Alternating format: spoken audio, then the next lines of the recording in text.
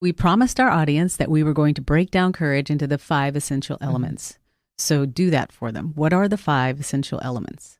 So here are the 5 essential elements. Number 1, it's knowing how to assess and identify your fears and limiting beliefs that are holding you back. You see, when we express our fears, we simply describe an emotion, but we don't name what we're fearful of. So we might say things like, well, I'm really scared, or I'm not, sure if I can do this. We just describe the things that are holding us back, the emotions that are holding us back, instead of naming the specific source. So the key thing here that really helps us overcome that fear is being able to simply identify it. Name that monster. Just give it a face and a name.